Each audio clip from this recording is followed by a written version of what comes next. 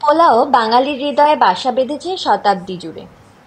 বাঙালি রন্ধন প্রণালীতে পোলাওয়ের বিশেষ স্থান রয়েছে, বিশেষ করে উৎসব অনুষ্ঠানে এটি একটি অপরিহার্য পদ। আজ আমরা বানাবো গোবিন্দভোগ চালের সাদা পোলাও। এটি হলুদ ছাড়া তৈরি হয় এবং এর স্বাদ তুলনামূলক কম মিষ্টি হয়। Hello everyone, welcome back to our channel. তাহলে আর বেশি কথা না বাড়িয়ে চলুন রান্না শুরু করি। প্রথমেই চালগুলোকে ভালো করে ধুয়ে জল ঝরিয়ে নেব।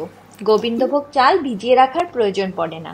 আমি এখানে 2 কাপ পরিমাণ চাল নিয়েছি।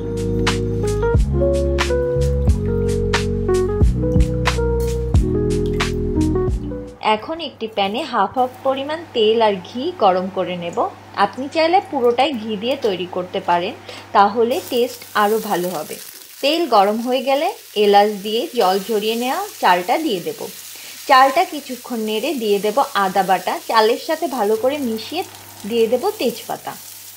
লো টু মিডিয়াম ফ্লেমে রেখে বেশ কিছুক্ষণ ভেজে নেব। চালটা ভেজে নেওয়ার উপর ডিপেন্ড করছে পোলাও কতটা ঝরঝরে হবে। চালটা ভাজা হয়ে গেলে ফুটিয়ে নেওয়া গরম জল আর দুধ দিয়ে দেব।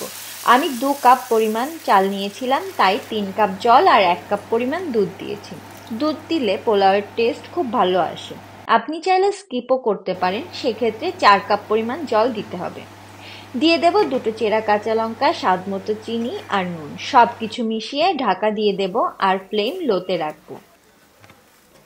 কিছুক্ষণ পর ঢাকা খুলে হালকা নেড়েচেড়ে আবারও ঢাকা দিয়ে কিছুক্ষণ দমে রাখবো।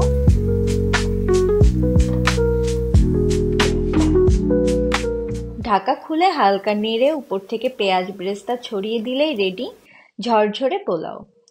রেসিপি কেমন লাগলো কমেন্টে জানাবেন। ভিডিও ভালো লাগলে লাইক, শেয়ার, সাবস্ক্রাইব করতে পারেন। দেখা হবে নতুন কোনো রেসিপি নিয়ে। ততক্ষণ ভালো থাকবেন। Thank you.